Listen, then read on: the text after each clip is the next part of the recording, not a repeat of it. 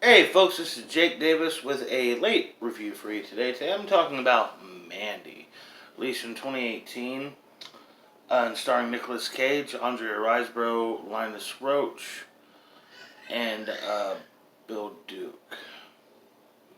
It's an important question, or at least an honest question, is how much Nick Cage could you fit into a Nick Cage movie? This is a brutally insane, brutally violent motion picture. The whole setup here is it takes place in 1983, and Nicolas Cage is a lumberjack with his beautiful, eccentric wife. They are deeply in love and very content uh, in their lives when they become the unprovoked targets of a messianic cult. Um,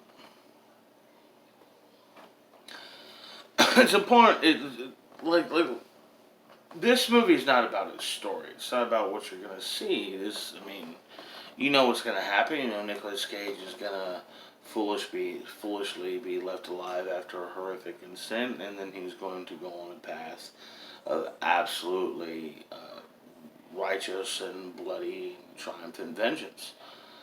You've seen this movie. You've seen this movie. But thing is about this movie. This movie is about the story presented before you. It's about I'm trying to avoid the word experience because I made the foolish mistake of watching Found Foots's ending explained before I shot this video. So that's how he explained it. He's absolutely right. This movie is about the experience of watching a deeply traumatic horror film. Um, the scene of Linus Roach as the false prophet Jeremiah trying and fails his attempt to woo Mandy. That scene must go a good 10 minutes of him just talking and lecturing and trying to bring her to his side just to be literally laughed down at his very manhood.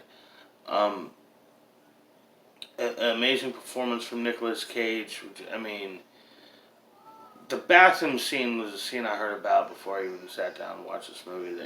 Nicolas Cage, he's sitting there in his tidy whities, covered in blood, just runs the other gamut of human emotion, and yeah, he really does. It's a hell of a scene. It's a hell of a performance, especially since much like Betty Gilpin in the film I reviewed last night, the film I watched last night, The Hunt.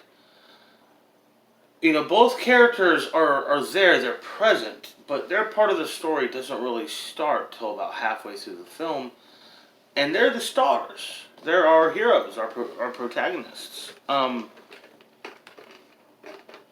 mean, I don't know what to say about this movie other than you should definitely see it. The title, the title alone is, what was it, Amazon? No, it's not Amazon Women on the Moon. Insect Women from Mars or something like that. There's some movie like way back in the day, like when like 50 years old or more, where like the title doesn't pop up until like 30 minutes of the movie. Scorsese's The Departed, you don't see the title till nearly until like I believe the second reel. This movie pushes that to its absolute and utter limit. It is over an hour into this movie before we get the title. That was ballsy. Um, and especially since we get title cards before that, it's presented in chapters. And it's a fascinating film. It's a fascinating movie. It's patient. Yes, it's a slow film, but the sense of tension and horror and just pure madness is able to um, just bestow, to just project. It's just amazing. This might be Nicolas Cage's finest work. It really might. And then there's that Nicolas Cage. I've always been a fan of his. But there's been many, many roles over the years. Both roles he did do, and both roles he almost did, which he was totally the wrong guy. Nicolas Cage probably should not have played Cameron Poe in Con Air. You go back, you're looking at it. Just the other actors seemed like they would have been more natural in that part. Like you didn't need an Academy Award winner to play that role. It almost feels like it would have even played more into the senses to get like a Howie Long, a guy who's not a professional actor, to play a part like that. I'm not saying they should have got Hulk Hogan, but what about Roddy Piper? You know.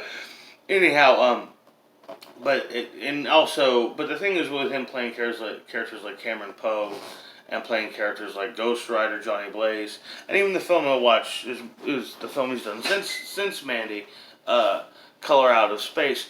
So much of it was really um, elevated and pedestaled by Nicolas Cage's ability to be unique and weird. I mean, just through his weirdness and it never really feels totally repetitive. I mean, a lot of like screaming, ah, fuck, that kind of shit, sure, but they all do that. Opposed to Johnny Depp's eccentricness, which also ultimately always seemed to boil down to a goofy voice, a funny run.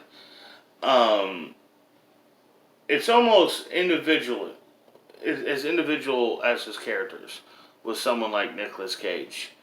Uh, and with, actually, both those actors, Nicolas Cage and Johnny Depp, they're also actors you don't really care if they play real guys. You want to see what they bring to a role. You don't you don't care about don't necessarily give a damn about the real world portrayal of an honest to God individual. I kind of slipping off there. Anyhow, I'm gonna give Mandy 5 stars. I thought it was a brilliantly unique, one of a kind film. I've never seen anything quite like it. And despite being something that was very difficult to get through and very hard to watch, I very much look forward to seeing it again. Anyhow, I still got, saved up videos I want to do. But I got caught up watching this movie and wanted to do it today. Oh, who knows? It's still a little early. I might get another review in there tonight for you. Anyhow, I'm Jake Davis, and I'll catch you on the fly.